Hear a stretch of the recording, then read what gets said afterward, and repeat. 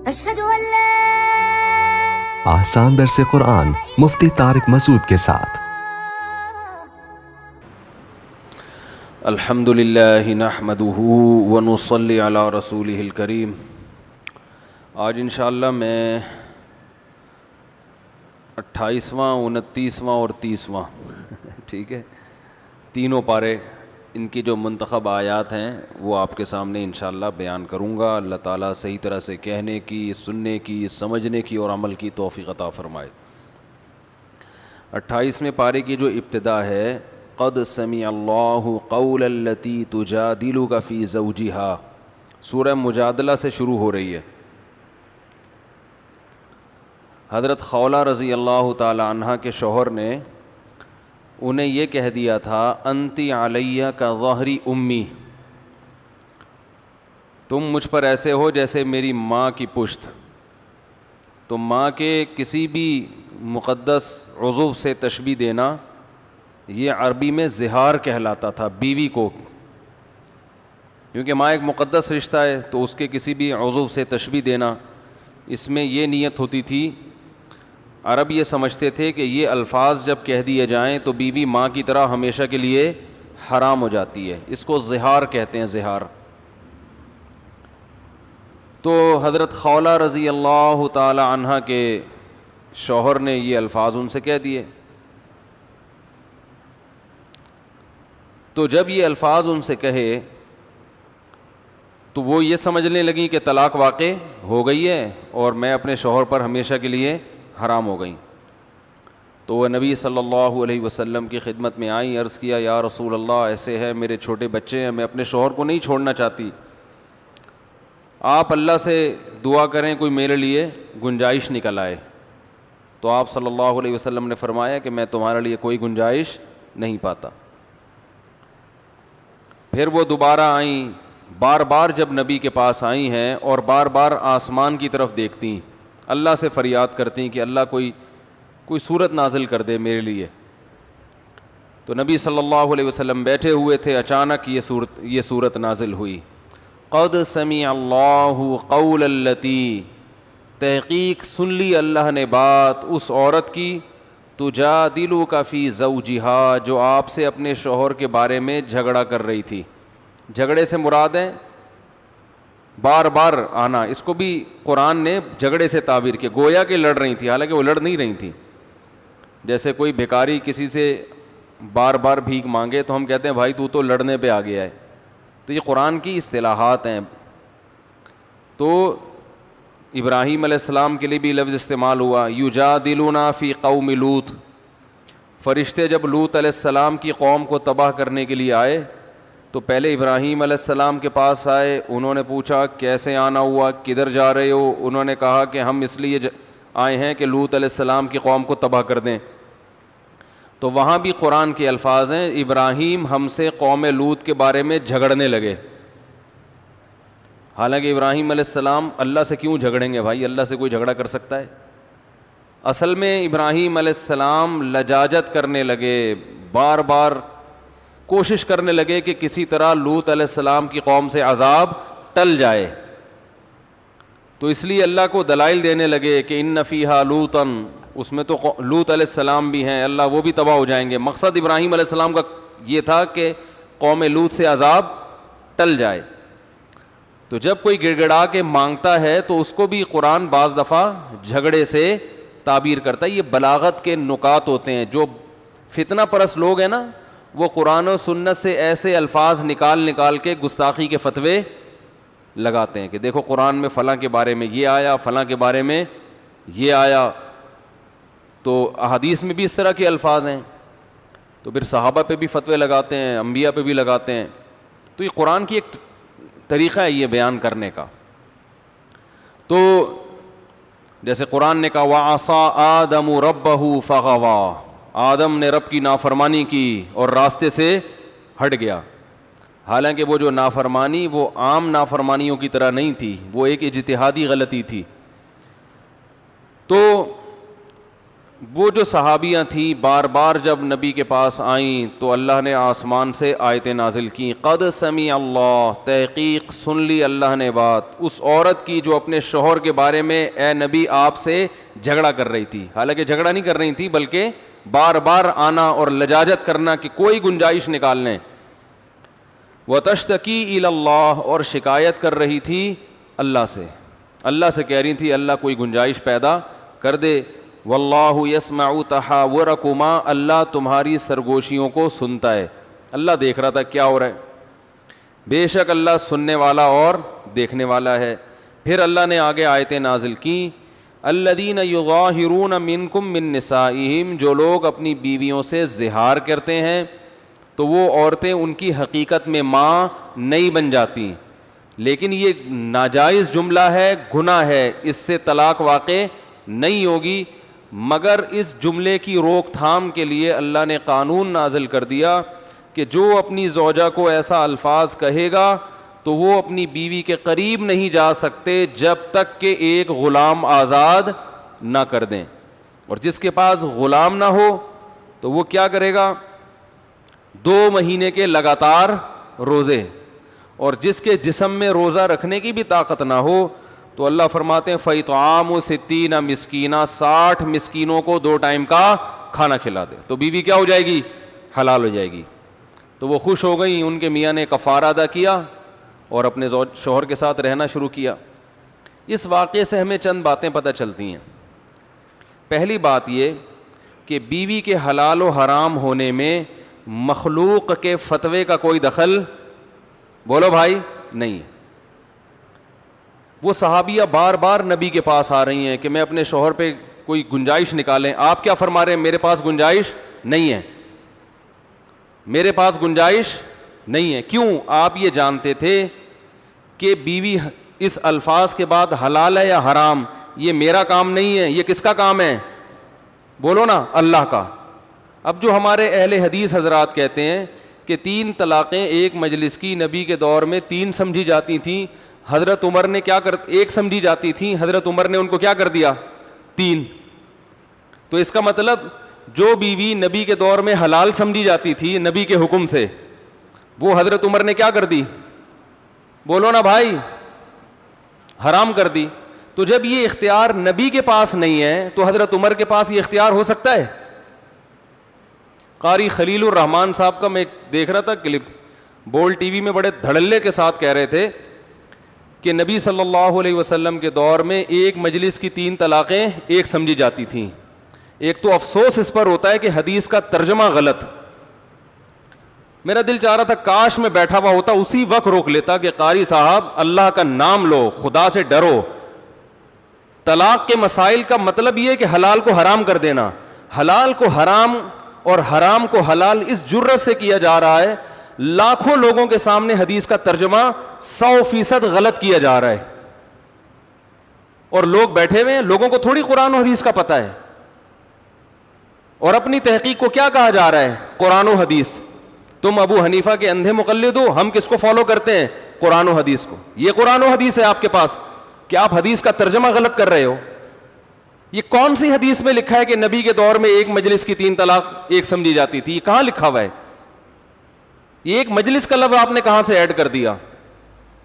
حدیث میں یہ ہے کہ نبی کے دور میں 3 طلاقیں ایک سمجھی جاتی تھیں, اس میں کوئی ایک مجلس یا الگ الگ مجلس کی قید نہیں ہے. اور اس کا مطلب ابو داؤد کی دوسری حدیث میں اسی حدیث کے راوی عبداللہ بن عباس بیان کرتے ہیں کہ زمانے جاہلیت میں ایک مجلس ہو, ایک سے زیادہ مجلس ہو, علی الاطلاق 3 طلاقیں ایک. کیا مطلب؟ جتنی بھی مرد طلاقیں دیتا تھا اس کو رجوع کا حق حاصل ہوتا تھا. اس حکم کو اسلام نے منسوخ کیا, اور وہ منسوخ کی دلیل قرآن کی آیت ہے الطلاق مرتان فامساکم بمعروف او تسریح باحسان. طلاقیں 2 مرتبہ ہیں, اس کے بعد رکھنا ہے یا چھوڑنا ہے. فإن طلقها, اگر تیسری دے دی, فلا تحل له من بعد, تو تیسری کے بعد بیوی حلال نہیں ہے, چاہے وہ فوراً دی ہو یا بعد میں دی ہو. قرآن نے یہ فرق نہیں کیا, اسی مجلس میں دی ہو یا اگلے سال دی ہو, کوئی فرق نہیں کیا قرآن نے. اس آیت سے یہ حکم کیا ہو گیا تھا؟ منسوخ. تو بہت سے صحابہ کے بارے میں امکان ہے انہیں اس کے منسوخ ہونے کا علم نہ ہو, کہ زمانے جاہلیت میں جو ایک رسم چلی آ رہی تھی وہ ان کے علم میں نہ ہو. بالکل اسی طرح کے الفاظ متع کے بارے میں صحیح مسلم میں حضرت جابر بن عبداللہ فرماتے ہیں کہ نبی کے دور میں ہم متع کیا کرتے تھے, ابو بکر کے دور میں بھی حضرت عمر نے پابندی لگائی, تو کیا اس بیس پہ متع حلال ہو جائے گا؟ بھائی نبی کے دور میں کرتے تھے, کیا نبی کے کہنے سے کرتے تھے یا ابو بکر کے کہنے سے کرتے تھے؟ ہر وہ کام جو نبی کے دور میں ہوا ہے تو یہ اس کی علامت نہیں ہے کہ یہ نبی کے آرڈر پہ ہوا ہے. تو شیعہ یہی دلیل پیش کرتے ہیں متع کے جائز ہونے کی کہ اس پہ تو عمر نے پابندی لگائی ہے. ہم کہتے ہیں متع پہ حضرت عمر نے جو پابندی لگائی یہ عین قرآن و حدیث کی روشنی میں لگائی ہے, کیونکہ متع حرام ہو چکا تھا نبی کے دور میں, لیکن زمانے جاہلیت کی رسم تھی, ہر ایک کو حرمت کا علم نہیں تھا. تو اسی طرح نبی کے دور میں اگر 3 طلاقیں ایک سمجھی جاتی تھیں تو ایک مجلس کی نہیں, ایک مجلس ہو یا ایک سے زیادہ. حضرت عمر نے جو 3 کو 3 قرار دیا کوئی نیا حکم نہیں تھا, یہ وہی حکم تھا جو قرآن میں نازل ہوا ہے. اور اس کی سب سے بڑی دلیل کہ ایک صحابی نے بھی اس پر اعتراض نہیں کیا, کسی ایک نے بھی. تو اس سے صاف پتہ چلتا ہے کہ حضرت عمر کا یہ حکم اپنی طرف سے خود ساختہ نہیں تھا. اور قاری خلیل صاحب نے ایک اور خیانت کی ہے. ایک خیانت تو کیا کی, صحیح مسلم کی حدیث کا ترجمہ 100% غلط کی, اپنی طرف سے ایڈ کیا کہ نبی کے دور میں ایک مجلس کی 3 طلاقیں ایک ہوتی تھیں. یہ ترجمہ کہاں سے لائے آپ؟ دوسری خیانت یہ کی کہ حضرت عمر کو موت سے پہلے ندامت ہوئی تھی کہ میں نے جو 3 طلاقوں کو 3 قرار دے دیا, مجھ سے یہ غلطی ہوئی ہے. یہاں بھی گڑبڑ کی ہے. حضرت عمر کو جو ندامت والی حدیث ہے اس میں ایسے کوئی الفاظ نہیں ہے کہ میں نے 3 طلاقوں کو جو 3 قرار دیا تو مجھ سے کیا ہوئی ہے غلطی. وہ حدیث کا ترجمہ قاری خلیل صاحب لفظ بلفظ پڑھ کے سنا دیں, دودھ کا دودھ پانی کا پانی ہو جائے گا. اس لیے ہم کہتے ہیں بھائی جان قرآن و حدیث کے نام پہ آپ نے اندھی تقلید تو کرنی ہی ہے. ابو حنیفہ کی نہیں کرو گے تو یا تو کسی انجینئر کی کرو گے یا کسی پروفیسر کی کرو گے یا قاری خلیل صاحب کی کرو گے. نہیں آ رہی بات میرا خیال ہے سمجھ میں؟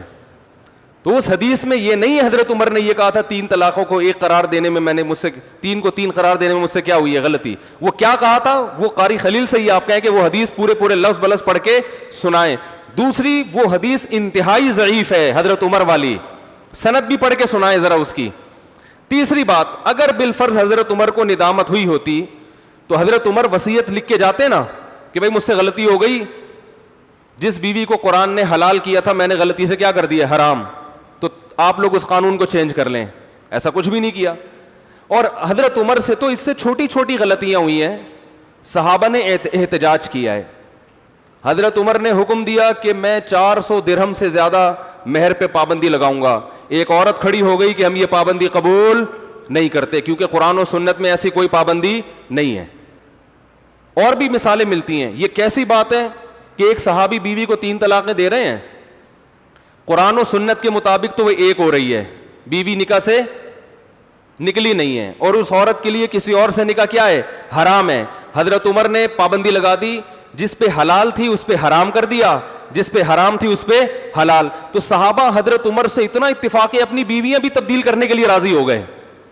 اور سارے ایک سے بھی کوئی ایک ضعیف سند دکھا دو کسی ایک صحابی نے حضرت عمر کے اس فیصلے پر اعتراض کیا ہو. اس لیے یہ ہم اسی لیے کہتے ہیں قرآن و حدیث سمجھو مجتہدین سے. ہر آدمی کو یہ اتھارٹی حاصل نہیں ہے کہ کچھ بھی اٹھا کے قرآن و حدیث کے نام پہ عوام میں پھیلانا شروع کر دے. تو اپنی طرف سے جو تحقیقات آ رہی ہیں نا, کہتے ہیں بڑے فخر کرتے ہمارا کوئی فقہ نہیں ہے.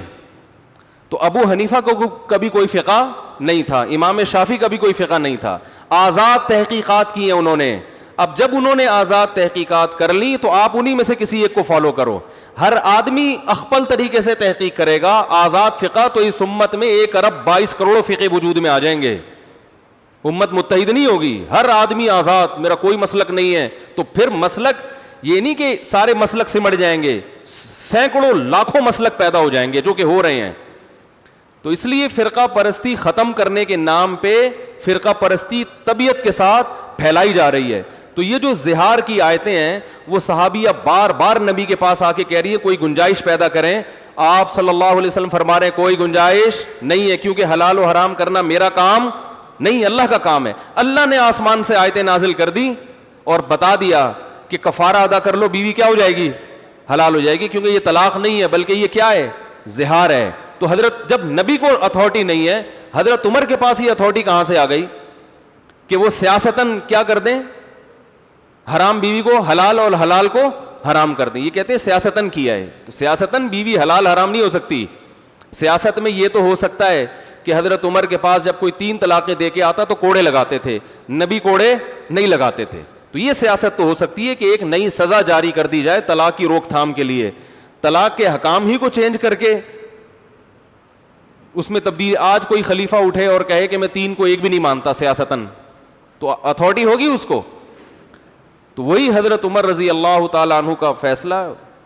تو اہل سنت والجماعت کے ہاں قرآن و سنت کی وہ تشریح معتبر ہے جس پر خلفائے راشدین نے عمل کیا ہو. اس لیے ہم تراویح میں بھی یہی بات کہتے ہیں کہ اگر نبی صلی اللہ علیہ وسلم رمضان اور غیر رمضان میں 8 رکعتیں پڑھتے تھے, یقیناً پڑھتے تھے, اس سے مراد تراویح نہیں ہے, ورنہ حضرت عمر تراویح کی 20 رکعتیں شروع نہ کرتے اور پوری امت میں 20 کا رواج نہ ہوتا.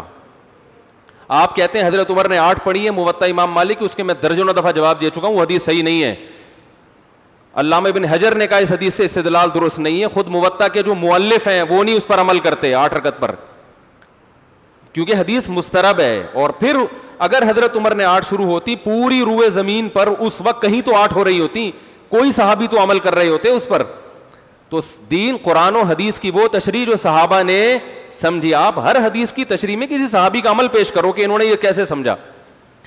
تو ایک اہل حدیث سے اس بارے میں میری بات ہوئی یہی طلاق کے مسئلے میں. میں نے کہا قرآن میں کہاں لکھا ہے ایک مجلس کی 3 طلاقیں ہوتی ہیں, ایک ہوتی ہیں؟ انہوں نے کہا قرآن کو نبی نے زیادہ سمجھا یا آپ نے؟ میں نے کہا اچھا, نبی کی حدیث کو صحابہ نے زیادہ سمجھا یا آپ نے؟ کسی ایک صحابی کا ایک فتویٰ دکھا دو کہ 3 طلاقوں کو ایک کہا ہو کسی ایک صحابی نے. تو یہ سب ہوائی باتیں.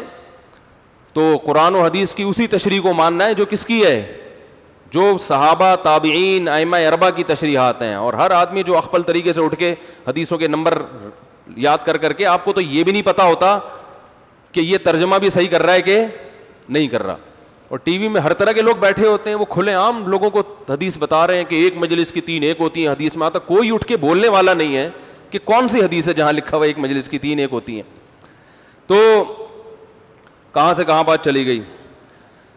تو ان صحابیہ نے, اچھا ایک اور دلیل یہ لوگ یہ بھی دیتے ہیں, اسی آیت سے پتہ چلتا ہے, موضوع آ گیا نا آیتیں. یہ لوگ یہ کہتے ہیں 3 طلاقیں اکٹھی دینا حرام ہے. تو حرام جو کام ہے وہ نافذ نہیں ہوتا.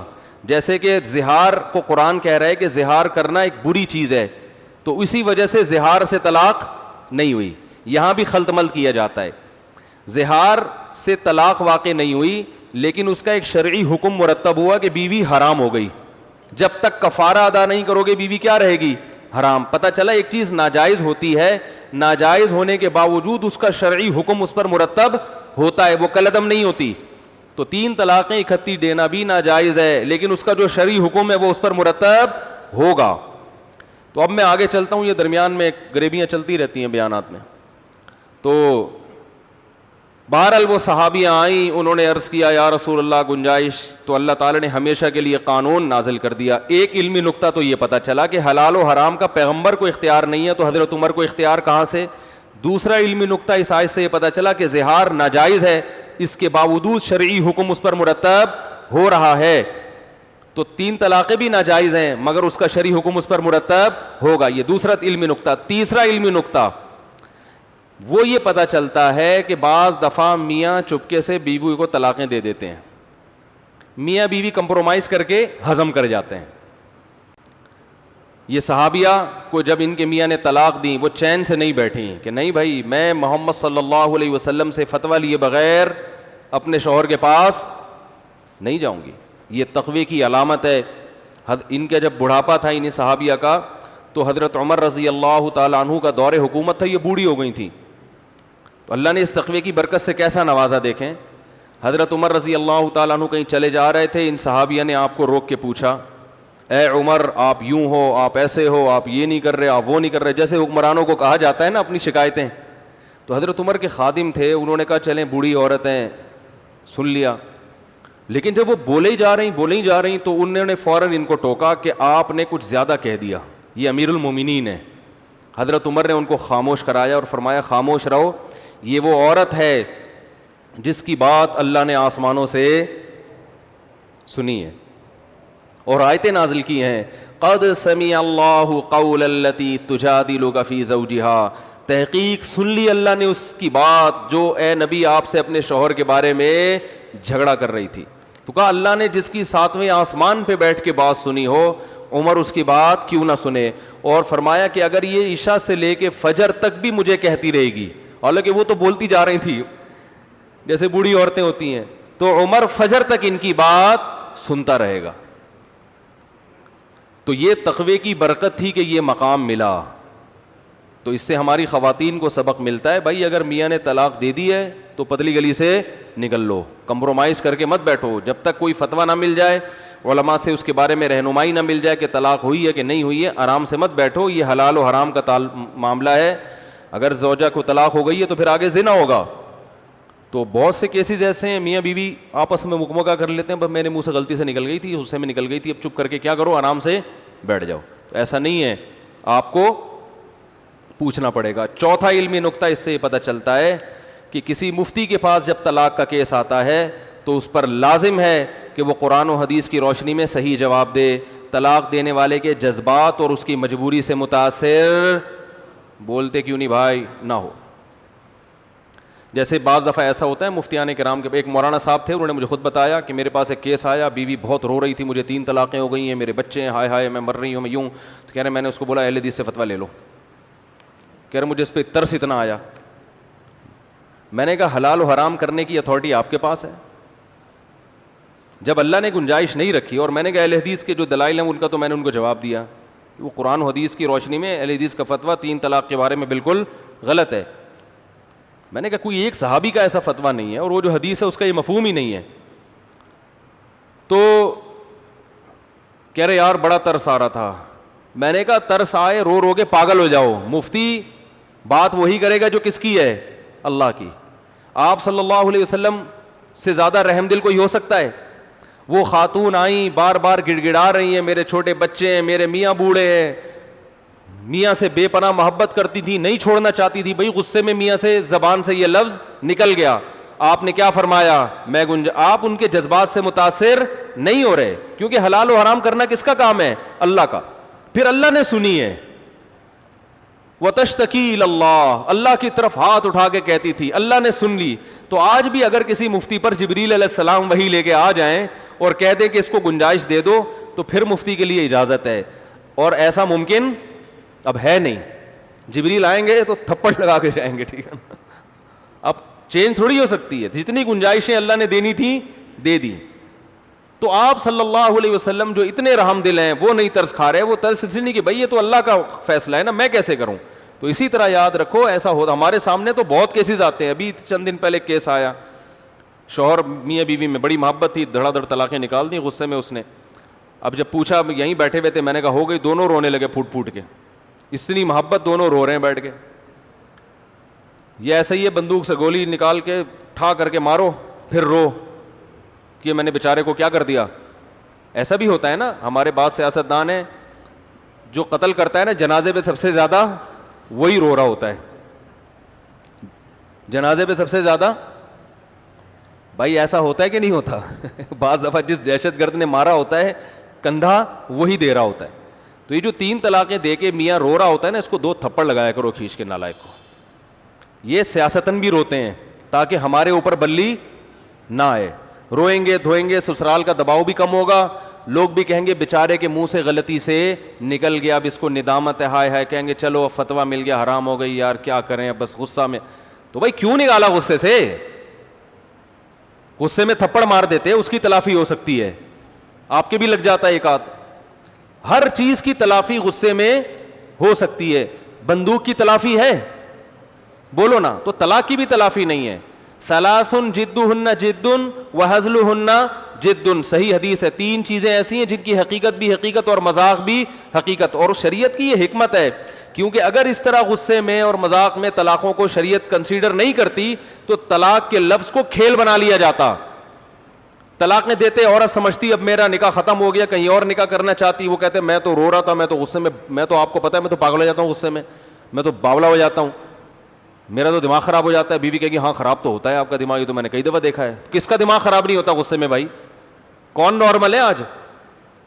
غصے میں دماغ سیٹ ہو تبھی تو انسان, وہ تو فرشتہ بن جائے بھائی. کسی کا غصے میں دماغ خراب نہ ہو, بالکل صحیح ہو, وہ تو پھر اس کو تو پیغمبر کے حلم سے حلم ملا ہے اس کو, ٹھیک ہے نا, اس کو تو لیڈر بنا دینا چاہیے قوم کا. تو سارے ہی بہک رہے ہیں غصے میں, اور جو غصے میں الٹی سیدھی حرکتیں کرے گا, دیکھو غصے میں آپ گاڑی میں جا رہے ہیں اور آپ نے 2-4 بندے بھیڑ دیے غصے میں, ایسی کی تیسی, کرونا کی وجہ سے میں ٹینشن میں آیا ہوا ہوں, آج لاک ڈاؤن 2 منٹ کے لیے ختم ہوا ہے تو میں بھیڑتا ہوا جا رہا ہوں, ہوتا ہے نا ایسے, تو کوئی معاف کر دے گا آپ کو؟ بھائی میرا جھگڑا ہوا تھا, میں بیوی سے جھگڑا ہوا تھا, اب آپ بتاؤ اگر میں, جب جھگڑا ہوتا ہے تو غصے میں آدمی نکلتا ہے, تو 2-4 بندے اگر آ گئے تو میرا کیا قصور ہے؟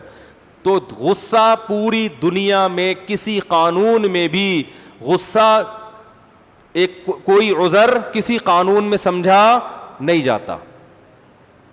دنیا میں کوئی قانون بتاؤ کہ کہیں امریکہ میں, جاپان میں کوئی آدمی عدالت میں گیا کہ میں نے غصے میں یہ کام کیا ہے, لہذا عدالت اس کو چھوڑ دے یا سزا کم کر دے, کہ جس نے آرام سے ہنسی خوشی کسی کو قتل کیا ہے وہ تو لٹکے گا, جو غصے میں پاگل ہو گیا تھا وہ لٹکے گا نہیں, اس کو عمر قید دی جائے گی. کوئی فرق ہے؟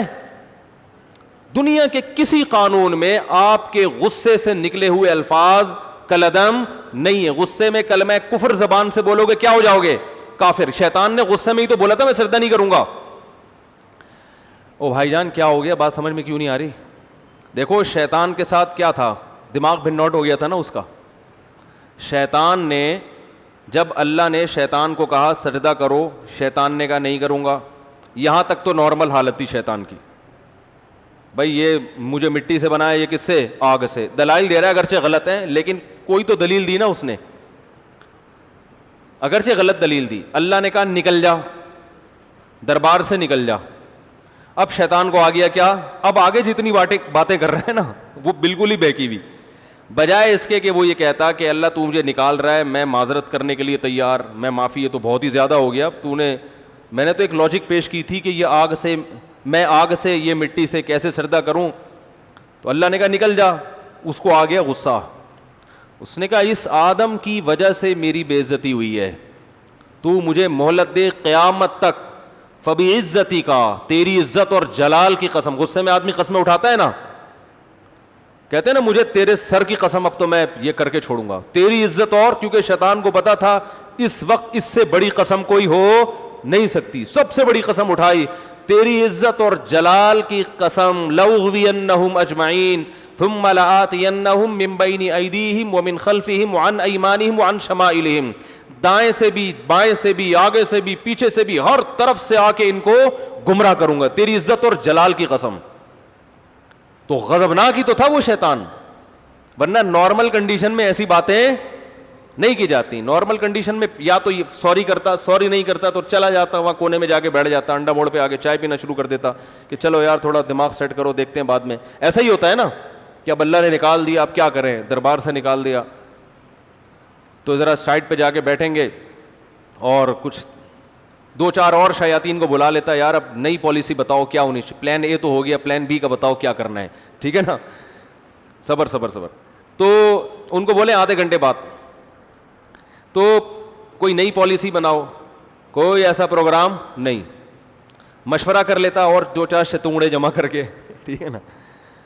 یا اگر گمراہی کرنا تھا تو اللہ سے یوں کہہ دیتا کہ شیطان کو دربار سے جب اللہ نے نکالا تو شیطان کہتا بچوں آدم علیہ السلام کو کہتا تمہاری وجہ سے ایسا ہوا ہے, اے آدم تیری وجہ سے ایسا ہوا, میں نہ تجھے چھوڑوں گا نہ تیری اولاد کو, بس اتنا کہہ دیتا.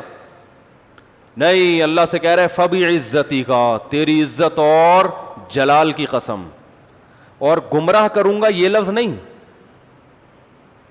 جو جتنا مبالغہ کر سکتا تھا نا کیا اس نے. تم ضرور بھی ضرور آؤں گا, من بین ایدیہم, سامنے سے بھی اٹیک کروں گا, پیچھے سے بھی اٹیک کروں گا, دائیں سے بھی بائیں سے بھی, ہر طرح سے. اور چیلنج کر رہا ہے کہ یہ جو میں کروں گا نا اس کا رزلٹ پہلے بتا رہا ہوں, کیونکہ جب انسان بہت پاورفل حملہ کرنے کا ارادہ کرتا ہے تو اسے پتا ہوتا ہے کہ رزلٹ یہ نکلے گا, پورا نہیں نکلے گا تو اتنا تو نکلے گا. بھائی ہم پھڈا کرنے جا رہے ہوں, ہم کہتے ہیں بھائی میں جا رہا ہوں, میں 2-3 چماٹ لگاؤں گا, آگے پتہ نہیں کیا ہو, بھائی میرا جو فرض ہے میں ادا کر لوں گا. یہ کہتے ہیں نا. لیکن آپ نے ارادہ کیا کہ میں ایسا سخت حملہ کروں گا کہ آپ کو پتا ہے کہ اس کا رزلٹ 100% نہ نکلا تو 70% تو نکل ہی جائے گا. تو یہ پھر یہ چیلنج آپ جب کرتے ہیں جب آپ کو اپنے اٹیک کا اندازہ ہوتا ہے کہ بہت پاورفل اٹیک کرنے جا رہا ہوں میں. چھوٹا موٹا اٹیک کیا ہو گیا بول لیا کرو نا یار, چھوٹا موٹا اٹیک نہیں کروں گا. تو شیطان نے کہا کہ میں دائیں سے بائیں سے آگے سے پیچھے سے ہر طرف سے اتنا پاورفل اٹیک کروں گا کہ اللہ تو یہ بات ابھی لکھ لے, لا تجد اکثرہم شاکرین, اکثر ان میں سے تیرا کھائیں گے مگر شکر ادا نہیں کریں گے, یہ لکھ لے تو. اور قرآن نے کہا کہ وَلَقَدْ صَدَّقَ عَلَيْهِمْ إِبْلِيسُ ظَنَّهُ, شیطان نے جو دعویٰ کیا تھا انسانوں میں اس دعوے کو سچا پایا. یہ قرآن کے الفاظ ہیں. واقعی اکثر لوگ کہاں جائیں گے؟ جہنم میں. تو یہ ساری باتیں نارمل حالت میں ہوتی ہیں؟ بولو نا بھائی, یہ غصے میں ہی ہیں. تو اللہ نے یہ نہیں کہا کہ چونکہ تو بہت زیادہ غصے میں آیا ہوا ہے فرشتوں سے کہا اس کو ذرا ٹھنڈا پلاؤ یہ نارمل ہو جائے, ٹھیک ہے نا. اور یا جہنم میں جب شیطان کو ڈالا جائے گا تو شیطان کہ اللہ میرا چونکہ دماغ بالکل ہی غصے میں آؤٹ ہو گیا تھا تو اب میں غصے میں کہہ رہا تھا اور تو سیریس ہی ہو گیا, ٹھیک ہے نا, تو مجھے جہنم میں ڈال رہا ہے, تو یہ مان لے گا اللہ تعالیٰ. اسی لیے کہتے ہیں غصہ جو ہے نا اس پہ کنٹرول کرنا سیکھو. ہماری شریعت نے بار بار جو غصے کے بارے میں, ایک صحابی آئے نبی سے عرض کیا یا رسول اللہ کوئی نصیحت کریں, آپ نے فرمایا لا تغضب, غصہ مت کرو. پھر آئے یا رسول, پھر پوچھا کوئی نصیحت کریں, فرمایا لا تغضب, غصہ مت کرو.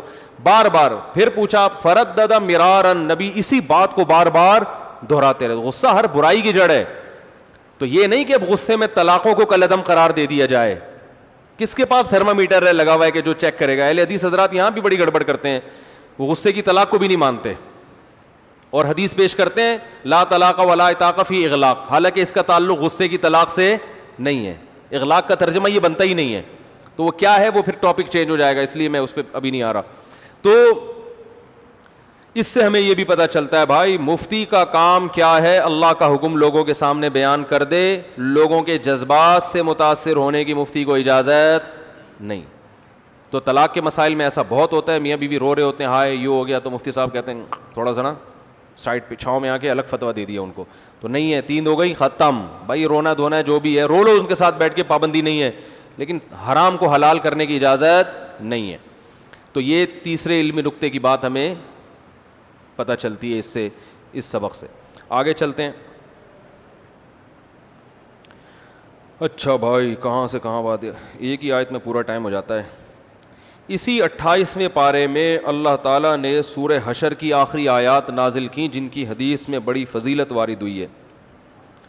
یا ایھا الذین آمنوا اتقوا اللہ ولتنظر نفس ما قدمت لغد, اللہ سے ڈرو اور دیکھو آگے آنے والے کل کے لیے کیا کر رہے ہو. میں نے بیان میں کل بتایا تھا نا کہ وہ چائنیز قبر میں کیا کرتے ہیں, وہاں ہانگ کانگ میں بتایا تھا نا کہ وہ سونا اکٹھا کرتے ہیں اپنی قبر میں دفن کرانے کے لیے, یا ڈالر یا جو بھی کرنسی ہے. وہ کہتے ہیں اتنا ہم نے کمایا تو ہم کسی اور کو کیوں دیں. تو ہماری شریعت نے ہمیں بتایا ہے کہ قبر کے لیے جو وہاں کرنسی چلے گی وہ اعمال چلیں گے, صدقہ و خیرات والی کرنسی چلے گی. تو کل کے لیے کیا کرو, ڈالر اکٹھے کرنے کی بالکل ضرورت نہیں ہے. قبر میں خالی ہاتھ ہی جاؤ گے تو وہاں اعمال آگے بھیجنا. کتنا اچھا آپشن اللہ نے ہمیں دے دیا جو چائنا والوں کے پاس نہیں ہے, جیپنیز کے پاس بھی نہیں. وہ بیچارے مر گئے تو وہ کہتے ہیں ختم. تو اللہ نے ہمیں آپشن دیا بھائی بھیجو آگے, صدقات و خیرات کرو, نمازیں پڑھو, زکوٰۃ دو, اچھا سلوک کرو. سورہ بقرہ کی اور سورہ آل عمران کی جو تلاوت کرتے ہیں حدیث میں آتا ہے قیامت کے دن یہ سائبان کی شکل میں آ جائیں گی. جب میدان حشر میں گرمی ہوگی نا سورج کی, تو یہ بادل بن کے, شدید گرمی میں بادل سر کے اوپر آ جائے, کتنی خوشی ہوتی ہے انسان کو. تو یہ سائبان بن کے آپ کو چھاؤں کریں گی قیامت کے دن. تو اللہ نے فرمایا یہ دیکھو کل کے لیے تم نے کیا کیا ہے. تو ہم تو تھوڑا بہت کرتے ہیں لیکن کبھی غور کرتے نہیں ہیں کہ یہاں کے لیے کتنا کر رہے ہیں تھوڑی سی زندگی, اور کل کے لیے کتنا کر رہے ہیں. جتنا یہاں رہنا ہے اتنا یہاں کے لیے کر لو, اور جتنا آگے جانا ہے اتنا آگے کے لیے. لیکن ہو یہ رہا ہے کہ جتنا یہاں کے لیے کرنا چاہیے اتنا آخرت کے لیے کر رہے ہیں, جتنا آخرت کے لیے کرنا چاہیے اتنا یہاں کے لیے. یعنی منزل کے لیے وہ کچھ کر رہے ہیں جو سفر میں کرنا چاہیے تھا, اور سفر کے لیے وہ کچھ کر رہے ہیں جو منزل کے لیے کرنا چاہیے تھا. ایک آدمی جا رہا ہے اسلام آباد جانا ہے, وہاں رہنا ہے اس کو وہاں فرنیچر بھی چاہیے, بیڈ بھی چاہیے, بہت ساری چیزیں چاہیے, گھر بھی چاہیے, ساری چیزیں چاہیے نا. اور ٹرین میں جب وہ سفر کر رہا ہے تو اس کو راستے کے لیے تھوڑا سا بوتل چاہیے پانی کی, کچھ پیسے چاہیے کہ راستے میں پکوڑے سموسے خرید کے کھا سکے, یہی ہے نا. لیکن وہ کیا کر رہا ہے, ٹرین کے لیے تو پورا فرنیچر اس نے لوڈ کرا دیا ٹرین کی چھت پہ ہیں, اور ڈی فریزر بھی ہے, اور سارا گولڈ بھی, سارا جو ہے نا, جگہ نہیں ملی تو ایک الگ سے ڈبہ بک کرایا اس نے. منزل کے لیے کیا ہے, 2-4 پکوڑے رکھ لیے اس نے. اسلام آباد جب جا کے رہوں گا تو 2-3 سموسے اور 2-3 پکوڑے. حماقت ہے یا نہیں ہے؟ تو ہمارا بھی حساب کتاب یہ ہے, اس دنیا کے سفر کے لیے بحریہ ٹاؤن کے 25-30 پلاٹ ہم نے رکھ لیے ہیں, اور گولڈ بھی رکھ لیا ہے, اور پورے گھر بنا لیے, اور ماشاءاللہ وڈو بچوں سارا حساب کتاب پورا. آخرت کے لیے کیا ہے, وہ جو وائپر سے جب گاڑی صاف کرے گا تو 5 روپے جس میں پکوڑے ہی خرید سکتا ہے نا وہ. تو ایسا نہ ہو جب قبر میں ہم جائیں تو فرشتے 2-3 پکوڑے سامنے لا کے کیا خیال ہے بھائی کہ یہ آپ کا بھیجا ہوا توشہ ہے, ذخیرہ ہے آخرت, 2 سموسے 2 کیا ہیں پکوڑے.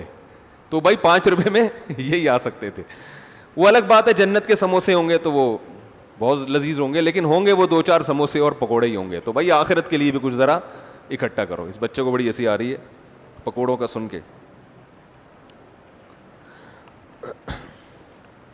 اسی صورت میں سورہ ممتحنہ ہے جس میں رسول اللہ صلی اللہ علیہ وسلم کو حکم دیا گیا کہ جب خواتین جو اسلام قبول کریں اور آپ کے ہاتھ پہ آ کے بیعت ہوں تو ان سے ان چیزوں پر بیعت لیں. یا ایھا النبی اذا جاءک المؤمنات, اے نبی جب آپ کے پاس مومن عورتیں آئیں جو بیعت کرنا چاہیں, ان بات پر بیعت کروائیں کہ اللہ کے ساتھ کسی کو شریک نہیں کریں گی. آج خواتین روحانی عاملوں کے پاس جا کے نا شرکیہ تعویذ لے کے آ رہی ہوتی ہیں. ولا یسرقنا, چوری نہیں کریں گی. میاں صاحب نے پینٹ لٹکائی ہوئی ہے, اس کے بٹوے سے روزانہ پیسے نکلتے ہیں. آج کل بہت کمپلین آ رہی ہیں, آدمی کو اعتماد ہی نہیں ہوتا, اپنا بٹوا کہیں پینٹ لٹکا ہی نہیں سکتا, وہ آفس سے آ کے چھپا کے. بعض لوگ آتے ہیں پوری پینٹیں صاف کرتے ہیں پہلے اپنی نا, پھر وہ پیسے کہیں رکھتے ہیں, ان کو ڈر ہوتا ہے بیگم صاحبہ نہ نکال لیں. تو اللہ نے فرمایا چوری نہیں کریں گی, ولا یزنین, زنا نہیں کریں گی, ولا یقتلن اولادہن, اپنی اولاد کو غربت کے خوف سے قتل نہیں کریں گی. ماں کے پیٹ میں اگر بچہ ہو اسے, اور وہ 4 مہینے کا ہو چکا ہو, اسے جان سے مارنا بھی اسی آیت کی روشنی میں حرام ہے. اس خوف سے کہ میں بچے کہاں سے پالوں گی, میں بچے کے خرچہ کہاں سے اٹھاؤں گی, میرے میاں کی ارننگ کم ہے, یہ اسلام میں جائز نہیں ہے. بچے روکنا اس نیت سے تو جائز ہے کہ آپ کو بچے پسند ہی نہیں ہیں. شریعت میں ترغیب ہے اولاد زیادہ پیدا کرو, لیکن کسی کو پسند ہی نہیں ہے تو ٹھیک ہے وہ نہ کرے, لیکن اسلام کو چینج کرنے کی کوشش نہ کرے. وہ کہے اسلام میں ترغیب ہے, مجھے خود ہی پسند نہیں ہے, تو بہت سے دنیاوی اور اخروی برکتوں سے محروم رہ جائے گا. مگر یہ کوئی حرام اور ناجائز عمل نہیں ہے. اگر میاں بیوی آپس کی مرضی سے نسل روکنا چاہیں تو گناہ نہیں ہے, بشرطے کہ آپریشن نہ کروائیں اور نس بندی نہ ہو. وقتی طور پر کوئی طریقہ استعمال کریں, اس سے صحت کو بھی نقصان ہوگا, آخرت کا بھی نقصان ہوگا. نقصان کا مطلب جو برکات اور ہونی چاہیے تھی وہ نہیں ہوں گی. دنیا میں بھی بہت سی چیزوں سے محروم ہو جائے گا, لیکن گناہ نہیں ملے گا. گناہ اس صورت میں حمل روکنے سے ملتا ہے کہ جب اس نیت سے روکے جائیں, یا تو اسلام کا لیبل لگا کے, جیسے غامدی صاحب اسلام کا لیبل لگاتے ہیں نا کہ گورنمنٹ کو اختیار ہے کہ وہ نسل بڑھانے کا مشورہ بھی دے سکتی ہے, کم کرنے کا بھی گورنمنٹ کو کوئی اختیار نہیں ہے. تو اسلام کی نیت سے کریں گے تو یہ حرام ہو جائے گا. اس نیت سے کریں گے کہ بچے زیادہ ہوں گے تو لوگ تانا دیں گے, یار تمہارا اور کوئی کام نہیں ہے, اس طرح کے تانے ملتے ہیں نا لوگوں کے. تو جس چیز کو اسلام نے قابل فخر بتایا ہو, آپ اس میں اگر توہین محسوس کرتے ہیں تو یہ حرام ہے یا نہیں ہے؟ یہ تو اسلام میں قابل فخر ہے اولاد کا زیادہ ہونا. تو اس نیت سے کہ لوگ کیا کہیں گے. تیسری اس نیت سے کہ خرچے کیسے پورے کروں گا, اور زیادہ تر آج کل یہی نیت چل رہی ہے. تو اللہ تعالیٰ نے آپ کو اولاد پہ خرچ کرنے کا حکم دیا ہے, خرچے کی وجہ سے اولاد روکنے کی اجازت نہیں دی ہے. یہ بالکل حرام ہے, ناجائز ہے, کبیرہ گناہ ہے, کیونکہ اللہ نے فرمایا نحن نرزقکم و ایاہم, تمہیں بھی ہم دیں گے, ان کو بھی ہم دیں گے. تو یہ اللہ کی مخلوق پہلے ہے, آپ کی اولاد بعد میں. تو ان 3 نیتوں سے نسل روکنا کیا ہے اسلام میں حرام ہے, اور حمل گرانا تو وہ تو اور زیادہ ناجائز عمل ہو جائے گا. تو اللہ نے فرمایا کہ اپنی اولاد کو غربت کے خوف سے قتل نہیں کریں گی. اسی طرح عرب میں بیٹوں کو قتل کیا جاتا تھا غربت کے خوف سے, بیٹیوں کو قتل کیا جاتا تھا عار کے خوف سے, کہ بیٹیاں تو ویسے بھی دستے بازو نہیں بنتی. تو آج بھی ماں کے پیٹ میں بیٹیوں کو قتل کیا جا رہا ہے. الٹرا ساؤنڈ لوگ کرتے ہیں, بیٹی ہے تو ڈاکٹر سے کہتے ہیں حمل گرا دو. انڈیا میں, چائنا میں تو یہ بہت دبا کے ہو رہا ہے یہ کام. تو یہ بھی اللہ نے نبی سے کہا کہ عورتوں سے بیعت لیں کہ اپنی اولاد کو قتل نہیں کریں گی, چاہے بیٹے ہوں یا بیٹیاں. تو اگر الٹرا ساؤنڈ سے پتہ چل گیا کہ ماں کے پیٹ میں بیٹی ہے, تو اس بیس پر ماں کو حمل گرانے کی اجازت, بولتے کیوں نہیں بھائی, نہیں ہے. اس پہ فخر کیا کریں. نبی نے فرمایا جس نے 3 بیٹیوں کی کفالت کی میں اس کے لیے جنت کی ضمانت لیتا ہوں. تو خوش ہوا کریں بیٹی پر, سب کچھ دنیا نہیں ہوتی. اور آگے اللہ نے فرمایا ولا یاتین ببہتان یفترینہ بین ایدیہن وارجلہن, بہتان نہیں لگائیں گی کسی پر, زنا کی اور فحاشی کی تہمت. دیکھو خواتین سے جو بیعت لی جا رہی ہے اس میں ان چیزوں کو ہائی لائٹ کیا جا رہا ہے. اس کی علامت ہے کہ خواتین میں ان برائیوں کا ریشو زیادہ ہوتا ہے. تہمت فوراً لگاتی ہیں. میاں بیوی میں جب بھی طلاق ہوگی نا, عموماً دیکھا گیا ہے عورت اپنے شوہر پہ فحش الزامات لگا دیتی ہے, کیونکہ یہ خواتین کے پاس ایسا ذریعہ ہوتا ہے نا کہ میاں بیوی کے اندر کی باتیں دونوں ہی جانتے ہیں, تو لوگ فوراً اس بارے میں بیوی کی باتوں پر یقین کر لیتے ہیں. ریحام خان نے کیا کیا, عمران خان کے خلاف کتاب لکھ دی نا. مجھے عمران خان کی ذات سے کوئی دلچسپی نہیں ہے, اچھا ہے برا ہے ہماری بلا سے, جو بھی ہے ہم نے کیا کرنا ہے. لیکن جو لوگ ریحام خان کی کتابوں کا حوالہ دے رہے ہیں نا, یہ حوالہ صحیح بولو بھائی, نہیں, یہ حوالہ ریحام خان کے غلط ہونے کی علامت ہے. ریحام خان ہی نام ہے نا, او بھائی الزامات ریحام خان نے لگائے ہیں نا, تو یہ ریحام خان کے غلط ہونے کی علامت ہے کہ ہن لباس لکم وانتم لباس لہن. اللہ نے فرمایا ایک دوسرے کا لباس ہیں, ایک دوسرے کے عیوب پہ پردہ ڈالتے ہیں. آپ کو طلاق ہو گئی, کوئی آپ کا ہیڈیک ہے بھائی, گھریلو مسئلہ ہے, ہو گئی جاؤ کہیں اور شادی کر کے رہو. وہ اس پہ پوری کتاب لکھ دی. اور تو شریعت میں فحش الزام اگر لگایا جاتا ہے نا, اس پہ تو ویسے بھی کتنے گواہ چاہیے, انگلی سے اشارہ کر کے بتا رہا ہوں کتنے گواہ چاہیے, 4 گواہ. اگر اسلامی عدالت ہوتی تو پھر فحش الزام لگاتی اس کی بیوی, اور 4 گواہ نہ ہوتے تو الٹا اسلامی عدالت چوک میں کھڑا کر کے محترمہ کو کوڑے لگاتی. پھر ایسا نہ ہو کہ پی ٹی آئی کے مخالف والوں کا میرے خلاف ایک کلپ تیار ہو جائے, یہ عمران خان کی حمایت کر رہے ہیں. مجھے عمران خان کی حمایت یا مخالفت سے کوئی غرض نہیں ہے اس وقت. مجھے ایک شرعی مسئلے کو ڈیفائن کرنا ہے. یہ نواز شریف پہ بھی لگا ہوتا ہے الزام تو ہم وہاں بھی ڈیفائن کرتے, زرداری پہ بھی لگا ہوتا تو وہاں بھی ڈیفائن کرتے. یہ شرعی مسئلہ ہے. تو اللہ تعالیٰ نے اب نبی سے کہا کہ عورتوں سے بیعت کریں اس بات پر, صحابیات سے بیعت لے رہے ہیں کہ فحش الزام نہیں لگائیں گے. اس کا مطلب خواتین میں یہ ریشو زیادہ ہے کہ وہ شوہر کو ایسی کی تیسی کر دیتی ہے, اس کی تو لڑکیوں سے دوستی ہیں تو ہنس کے بات کرتا ہے, یہ تو یوں کرتا ہے تو. اور مرد عام طور پر بیوی پر فحش الزام نہیں لگاتے. اگر فحاشی ہو بھی نا تو مردوں میں دیکھا گیا ہے کہ وہ اس کو پی جاتے ہیں, بھائی جو ہے ہماری بلا سے, اس کی نجی زندگی ہے, ختم کہانی. لیکن خواتین, سب خواتین نہیں جو میرا بیان سن رہی ہیں ان کے علاوہ کی بات کر رہا ہوں میں, سب ایسا نہیں کرتی. اور بعض دفعہ وہ خواتین کے الزامات صحیح بھی ہوتے ہیں. بعض خواتین ہو سکتا ہے سوچ رہی ہوں ہم نے تو الزام لگایا تھا, ہم نے تو اپنی آنکھوں سے دیکھا تھا, تو صحیح بھی ہوتے ہیں. لیکن زیادہ تر کیا ہوتے ہیں, بولو بھائی, غلط. دوسری بات, اس سے شریعت میں بحث ہی نہیں ہے کہ صحیح ہے غلط ہیں. الزام لگا کیوں رہی ہو بھائی, کرنا کیا ہے,